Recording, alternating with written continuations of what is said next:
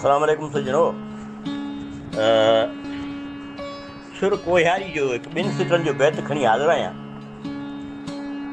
लतीफ़ साईं फरमायो, ॿेई वेठा रोन ॾुखी डूंगर पाण में, कंहिंखे की न चून मंझंदि जो प्रीतणो। सॼणो, सुर कोहियारी जे हिन बैत में लतीफ़ साईं पंहिंजी फिक्री बुलंदीअ जे इंतिहा पिया ॾेखारिनि। जॾहिं फरमाइनि था त ॿई वेठा रोन ॾुखी डूंगर पाण में, कंहिंखे की न चून मंझंदि जो प्रीतणो। ॾुखी त बराबरि ससी आहे, जा पंहिंजे पुनुअ खे पंहिंजे निंड निभाॻीअ सबबु विञाए वेठी आहे, ऐं पंहिंजे पुननि लाइ हुन जो त रोअण ठहे बि थो। पर साईं, डूंगर जो छा वियो आहे जो लतीफ़ चए थो त ॾुखी डूंगर पाण में, ॿई वेठा रोन कंहिंखे की न चून मंझंदि जो प्रीतणो।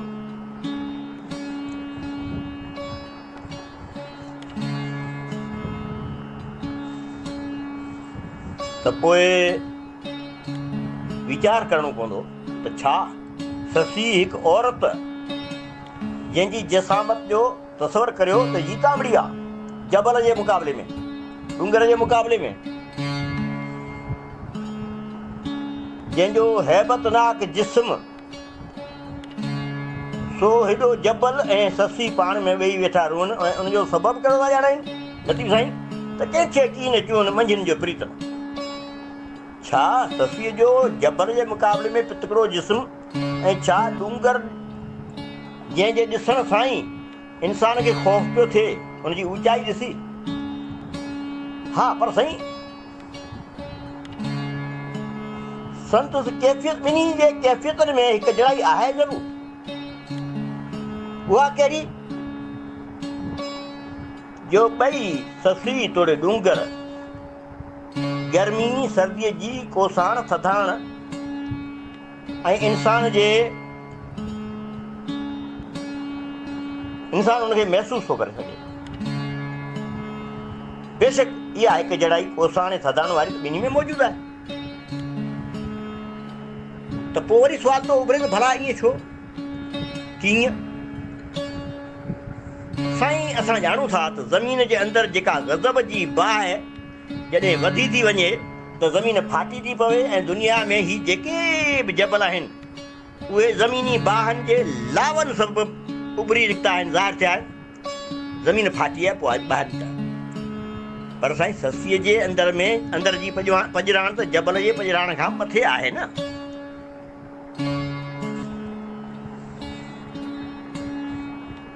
पर कंहिं हद ताईं त मंझंदि हिकु जड़ाई बि आहे। ससी पंहिंजे पिरीअ जे लाइ ॾुख ॾिठा, ॾाखड़ा ॾिठा, हुन पुन लाइ पाण विलोड़ियो, इहो त कमु न कयो आहे।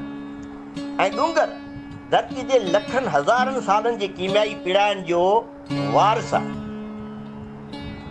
त वरी ॿिए तरफ़ धरती इंसान खे पंहिंजी छातीअ खां कॾहिं परेब न आहे कयो, छो त ॿिन्ही जी बनावट जा कीमियाई जुज़ा साॻिया आहिनि, हिकु जहिड़ा आहिनि। इंसान ॿार खां वठी जवानी ऐं उमिरि जे आख़िरी अयामनि ताईं धरतीअ जे छातीअ ते रहे पलिजे पियो, खाए पीए पियो। त पोइ चइबो त इहा ॻाल्हि लतीफ़ साईं दुरुस्त कई न, त हू पाण में भाकर विझो पिया रोअनि, छाकाणि त उनजी जेका कीमियाई हिकु जहिड़ाई आहे। लतीफ़ साईं इहा साइंटिफिक ॻाल्हि कई आहे, तमामु साइंटिफिक। न त पथर ऐं इंसान में को फ़र्क़ु आहे न, पर हुन गर्मी सर्दीअ जी कोसाण थधाण उहा हिकु जहिड़ी आहे। ऐं इहो इंसान ओसि ताईं रहे थो जेसि ताईं हीअ धरती क़ाइमु आहे, क़यामत नथी अचे। जंहिंजे लाइ क़ुरान पाक जी सूरह अर-रहमान जी आयत नंबर 26-27 जा लफ़्ज़ आहिनि त हर शइ जेका 26 जा त हर शइ जेका ज़मीन ते आहे उहा फ़ना थियण वारी आहे, उन फ़ना थियण लाइ आहे। ऐं 27 में फरमाइनि था त सिर्फ़ु तुंहिंजो रब जलील व करीम जी ज़ात बाक़ी रहण वारी आहे, ॿियो रहे नाम ख़ुदा का। ये लतीफ़ जी ॿोली ये सिंध।